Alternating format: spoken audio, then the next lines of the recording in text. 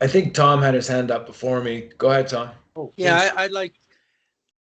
I see so many drills, that practicing a back pressure. And then at what point, this is just a detail, at what point does the D hand off the player going down the boards to the forward and then slide to the middle and take the middle guy? What would you think the ideal point is? Did you follow me?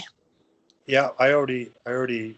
You mean on the attack, Tom? Like in these clips? Well, they're on the attack and you're back checking, so you've you're chasing the guy right from your zone, and now you've got a stick on him, or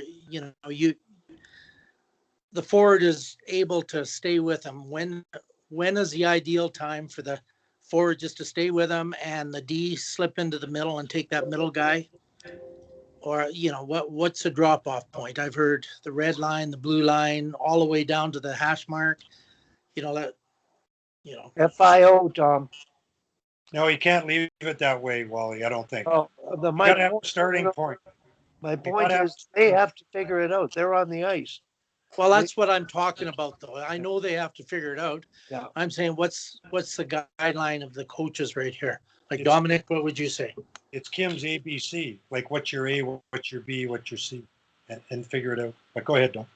Yeah, I mean, again, I've been under coaches that it's been from the bottom of the circle to actually from the red right between the blue and different spots between. I think it's, as being somewhere, if you can't get him by this point, then there's, the D. So personally, as a player,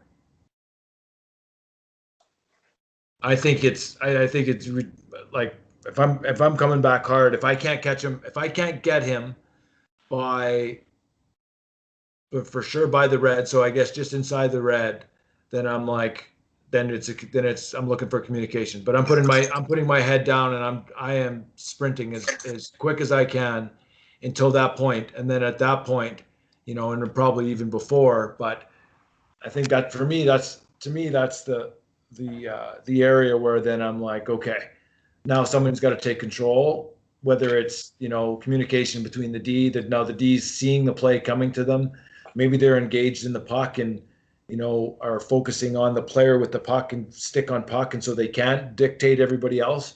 But the offside winger or the offside D at that point, I would say he's the captain of the ship at that point to be able to be like, okay, take that guy I got here, or whatever, right? But I think it's on both sides. It goes both ways too. Like we have this issue with our players. They don't talk. The younger guys do not talk. They will come back and then they'll just look at each other and they'll be like, well, I thought, well, how about you communicate?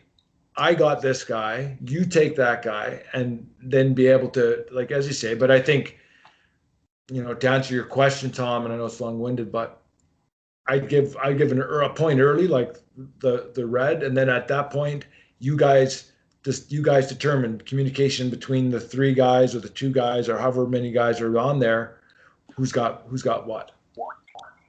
Yeah, thanks. Because I've been observing practices for so long, and I've seen the various coaches, like you said. Some guys say this, some guys say that, and that's what I wanted to hear your opinion about. I don't think it is exactly that. There's no right way, wrong way. It's a coaching philosophy decision. Like Tom, you might remember, like Dahmer and U of A, they were always big, track the puck all the way back, like all the way back. And I felt that's great because it always leaves a trailer or somebody open. So that was their philosophy and the way they did it. And it sounds like Bill Peters was kind of the same. Like if you're on in the middle or the puck side of the ice, then you track that puck all the way back. And for me, I'm different, as I explained. Like if you're like number one rule is feet moving. Number two rule is all the way back to the blue line minimum, because we want 5 players in the picture at that blue line. And then if you can't catch that puck carrier by the blue line, now you look for a trailer. And the big piece of that, it's like we're saying, it's communication. But those are the guidelines. That's the starting point. And then when you look at clips like this, you can say, okay, what went wrong here? Like, what are our guidelines? What's missing in this piece? And in the one piece, it was good communication, no reception of the communication by Backlund. In the other one, it was no communication or not clear communication. And again, I put the onus on the D to say, if I'm sitting back looking at the play, hey, Dom, take that guy there, just the way Nesterov did in that first clip. It's up to the D to communicate. And that doesn't mean that the forward can't dictate at some point, like, forget, I'm bagged, I'm just going to take this trailer way over here.